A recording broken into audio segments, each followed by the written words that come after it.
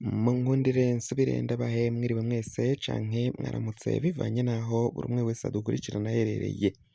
Buri umwe adukurikirana aherereye muri Amerika, Canada, France, Belgique, Allemagne, England, muri ngaha muri Kenya, Uganda, Afrique du Sud, Mozambique, Zambia, Tanzania, Uganda, muri ngaha mu bihugu vy'ibibanyi mu buraruko mu Rwanda, ngaha mu gihugu cacu c'Uburundi, intara, amakomine, imitumba, ubucimbiri, imisozi bigiye bitandukanye, bivanye naho buri umwe wese adukurikirana aherereye.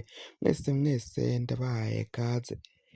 Fyonda subscribe niba ukoresha ururimi rw'icongereza canke niba ukoresha ururimi rw'igifaransa urafyonda s'abone, hama uracuja ngaha iburyo urafyonda no kwa kantu kameze k'agakengeri. Amakuru, ibiganiro dutoza umwanya ku mwanya bizoja bigushikira aho uzoba uherereye hose kw'isi. Amakuru avugwa reka tuyahere mu gisata c'umutekano. Ubutegetsi bwa Varisito Ndayishimiye bwoba bwaragerageje kwica Faustin Ndikumana bikananirana. Kuri ubu ngubu rero inyuma yaho bagerageje gushaka kumugandagura, ubu noneho batanguye kugerageza kuraba ukungene bashobora kumuboha. Ni nyuma yaho baraye nk'uko Faustin Ndikumana agenda abishikiriza, aravuga ko batanguye kurementanya no kumutera ubwoba bifatiye kumurementaniriza ibiriko birakorerwa nyine kwa Faustin Ndikumana asanzwe arongoye ishirahamwe Parisemu. Aravuga ko baraye bahejeje nk'uko yaraye abitangaje mu kiganiro yatanze, arigana uko irementanya ryagenze. Uwarongoye Pariseme Faustin Ndikumana avuga ko kw'igenekerezo rya 17 ukwezi kwa Rusama 2026 iwe hatowe ibigwanisho ku bunywero iwe nyine aho Ingozi. Ngo abakozi biwe basanze ari sinzi nyine uwashize inkoho yo mu bwoko bwa Kalachnikove n'umufuko w'amagerenade.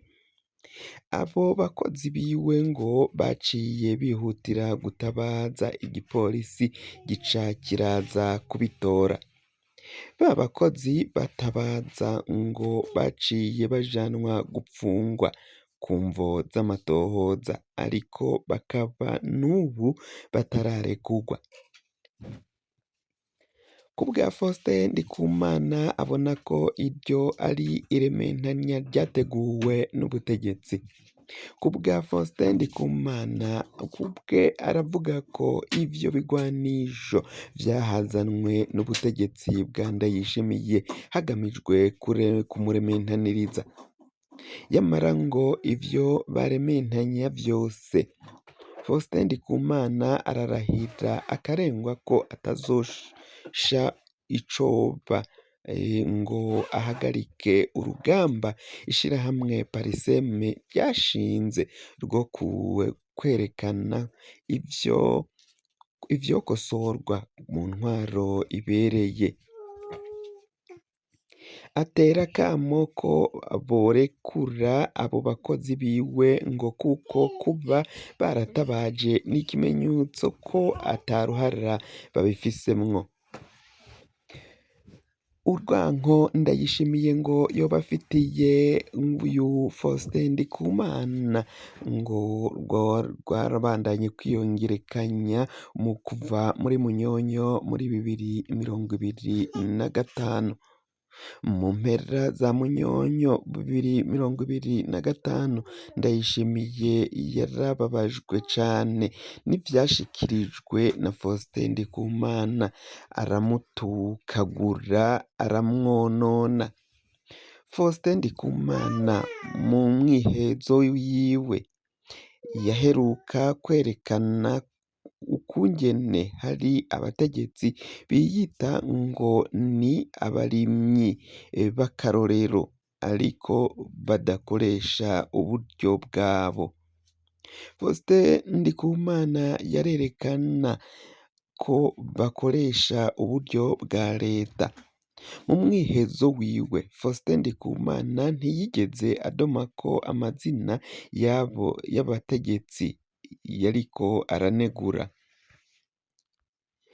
Yamara budaciye kabiri, wa mutegetsi Faustin Ndikumana yabikira ibanga ntamuvuge mu mazina yaciye yivuga. Abarundi baratangaye basanze uyu mutegetsi kumbe ari umukuru w'igihugu Evariste Ndayishimiye.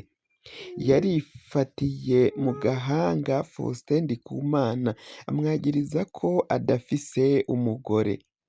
Aha rero Ndayishimiye kubwiwe yabona ko iyo ariyo nyishu izotuma abarundi batahura ko uwuri mukuri ari Ndayishimiye. Abarundi barumiwe kubona umukuru w'igihugu yiyadukiza atawumuvuze, akavuga yemera ko arimisha indimo ziwe akoresheje uburyo bwa leta, ariko agaca avuga ko uwamuseseye agafu nawe atera ngo ade, kuko ngo atagira umugore. Kuri ico gihe rero nta murundi atateye ivyatsi iyo nyifato y'umukuru w'igihugu ku majambo yaciye ashikiriza kuri Faustin Ndikumana, kandi bizi ko uyu Faustin Ndikumana ahora arashira amabi akorwa n'ubutegetsi bwa Ndayishimiye no muri CNDD FDD. Mu nyuma gato Faustin Ndikumana yahavuye yishura umukuru w'igihugu mu buryo bubereye kandi bwakomewe amashi na benshi. Faustin Ndikumana yarakengurutse cane kubona ubutumwa bwarashikiriye uwo bwari bugenewe. Aca aranegura cane ingendo yo gutukana. Faustin yavuze ko mu ndero y'ikirundi yahawe atigeze yigishwa ibitutsi. Mu yandi majambo yarashatse kwerekana ko imico y'umukuru w'igihugu itangaje gose. Ivyo biti hwe. Mu minsi mike ubutegetsi bwaciye rero butegura kwica Faustin Ndikumana. Mu minsi yakurikiye yaragaragaye ko mu mutima wa Ndayishimiye ishavu ryagumye riniga. Imbuga zibiri za X zisanzwe zishira ahabona amabanga menshi yo mu biro vy'umukuru w'igihugu zatangaje ko hariho harategurwa urupfu rwa Faustin Ndikumana. Imbuga umuhinga yigenga y'imbwa itukura zarashize ahabona amakuru yemeza ko hariko hategurwa urupfu ruzohitana Faustin Ndikumana hakoreshejwe isanganya. Birashoboka ko umugambi wo kumwica umaze kumenyekana waciye uhebwa. Imbwa itukura murabizi neza, turahabaha amakuru atandukanye agenda yemeza ukungene imbwa itukura igenda ishira amabanga Ndayishimiye aba ariko arategura, cane cane ibikorwa bibi vya Ndayishimiye. Imbwa itukura ica ibishira ahabona bitaraba. Mu bisanzwe Ndayishimiye yaranagiriza Faustin Ndikumana ko ariko akoreshwa n'abakoroni bashavujwe nuko Ndayishimiye yabimye ubutare.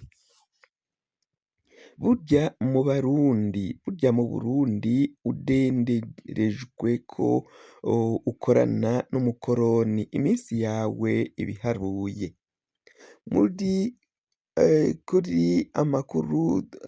Kuri uno muhora amakuru twihweje nyine ingene ishavu rya Ndayishimiye ryagiye riraduga buhoro buhoro kuva yumvise ko anegurwa ku kuba yiyita umurimyi w'akarorero, kumbe akoresha amakori y'abarundi. Twihweje kandi ingene umukuru w'igihugu yubahutse akimaramaza akaja kwinjira mu buzima bwite bw'umuntu, aho kwisigura ku vyo yiyokeje ata n'uwamuvuze mw'izina. Kuba kandi vyarananiye umukuru w'igihugu kwigumya ngo atsinde ishavu yamara agahemuka, atanguye gutegura ukungene Faustin Ndikumana yosezera isi. Kuri uyu muhora wacu turakeka cane ko ivyo bigwanisho rero vyaraye bishizwe ku rugo cangwa vyashizwe ku rugo twavyita ko ari umuhana wa Faustin Ndikumana, kuko babijanye ku bunywero bwiwe ngaho i Ngozi. Bishobora kuba bifitaniye isano rinini cane na rya shavu Ndayishimiye amaranye amezi arenga 6. Ngaha kuri uyu muhora wacu tubacishirizako amakuru. Turahanura rwose umukuru w'igihugu gutahura neza uruhara rw'amashirahamwe yigenga ngaha mu gihugu c'Uburundi, iyo bakorera ngaha ku butaka bw'igihugu n'akorera hanze y'igihugu cacu Uburundi. Ayo mashirahamwe agenda yerekana ivyokosorwa ngaha mu gihugu c'Uburundi, harimwo n'irya Faustin Ndikumana Pariseme yakoze ico amategeko y'igihugu amurekurira rwose. Ndayishimiye niyihangane areke gukoreshwa n'agashavu mu gufyondafonda ireresi z'ibigwanisho kwa Faustin Ndikumana. Biraboneka ko Ndayishimiye agamije gushira Faustin Ndikumana mu munyororo kugira ngo amunumye, yamara abarundi barabiteye ivyatsi rwose ivyo vy'amarementanya batangiye kurementaniriza Faustin Ndikumana, kuko biboneka ko kumwica vyayoberanye. Batanguye uyundi mugambi wo kumujana mu mpimba kugira ngo bamunumye. Ivyo vyose imbwa itukura tubibutse ko iba mu biro kwa Ntare kwa Varisito Ndayishimiye. Nta kintu imbwa itukura itangaza kitari ico Ndayishimiye aba yakoze canke aba ariko arategura kugira. Vyose vyaragiye biboneka ko vyari ukuri. Aho rero Ndayishimiye nahebe umugambi wo gushaka kwica abanyagihugu abaziza ko bamwereka amabi atandukanye akorwa n'ubutegetsi bwabo, ubutegetsi bwa CNDD FDD. Mu nkuru iza turaza kubashikiriza nanone ivyo Faustin Ndikumana nawe ashikiriza inyuma yo gusanga bashize ibigwanisho ku muhana iwe. Biboneka ko ari amarementanya nyine ariko ararementanirizwa. Naho Faustin kandi yagize vyinshi atangaza tuza kubabwira mu nkuru yacu itaha.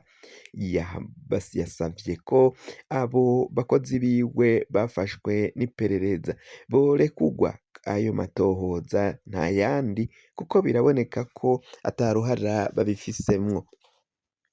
Akaba kandi bashobora urwego rw'iperereza kubicisha no ku bakozi ba Faustin Ndikumana, akaba aribo bamwagiriza ko ivyo bigwanisho vyoba vyarahazanwe na Faustin Ndikumana kugira ngo bace bamuboha.